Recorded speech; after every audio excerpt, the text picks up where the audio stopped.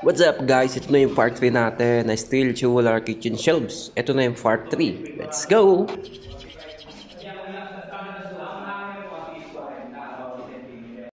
At dito ay naputol na natin ang ating mga steel tubular. Ito is, ang ginamit natin dito is 1x2 steel tubular. Height nga pala nito is 70 cm. Ang width niya is 35 cm. Ayan. Ayan yung pang width natin. Ayan yung pang gitna natin na 30 cm. Kasi 30 cm yung gitna niya. Nag-space lang tayo ng 2.5 cm para maging 35 cm yung width. Kasi ang standard talaga usually ng hanging kitchen shelves is nasa almost 30 cm lang siya. Ayan. Kaya ang naging size na is 30 cm by 70 cm. 30 cm yung width, 70 cm yung height. And yung length niya is almost 100 by 120. And ayan, pinabrigate na natin siya dito. Bubuuin muna natin yung mga frame niya before natin buuin yung mga frame niya. Tsaka natin kakasay yung mga shelves. Box lang muna yung natin gagawin.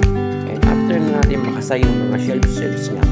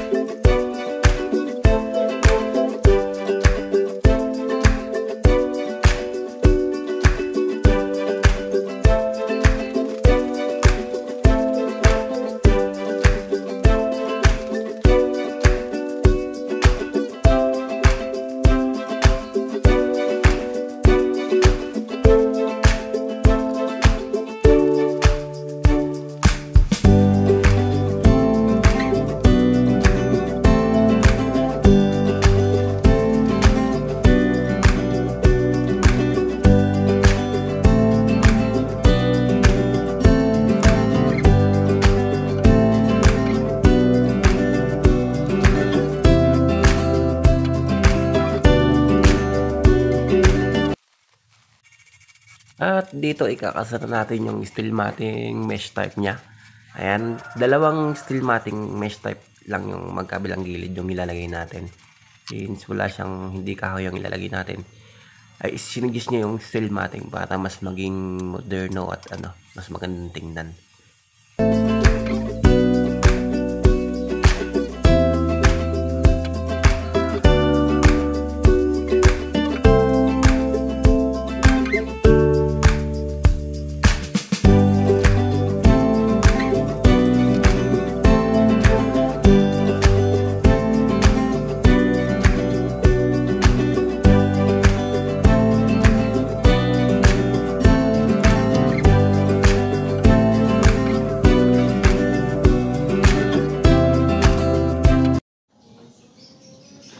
So ito na yung finish natin siya. Ayan.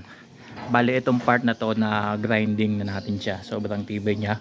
Kasi makapal na screen yung gamit natin. Ayan. Ito yung gusto ng concept nung ating kliyente. Ganyan yung gusto niyang concept. May final base dyan na pinagbasihan natin. So ganyan siya. Pa L-shape siya sa kitchen siya. So sa kitchen sa taas siya, sa taas. Open lang siya na ganyan, then meron lang mesh screen. Yan. Ito yung part 3 natin, guys. I-next na lang natin yung final paint at saka may wood kasi andito nakapatong. Ayan, may platform na wood. At dito nag-proceed na tayo ng painting natin. Ayan, in-applyan muna natin ng epoxy primer siya. And after i-applyan na epoxy primer, yung top coat natin is automotive lacquer paint.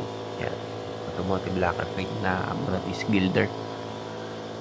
Gilder yung ginagamit natin para mas makatawan siya sa bakal at mas tatagal. Pero mas maganda, I suggest kung gusto nyong solid talaga yung tibay is applyan din natin siya ng mga clear coat tulad ng mga K92 Ansan, mga ganyan, or kahit yung normal na clear coat lang yan,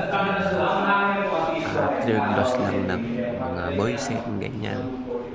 And ito na yung finish. Ayan na yung finish natin, guys. Napaka-solid. Huwag kalimutan mag-subscribe at i-click ang notification bell para sa ating marami pang mga video. And let's go!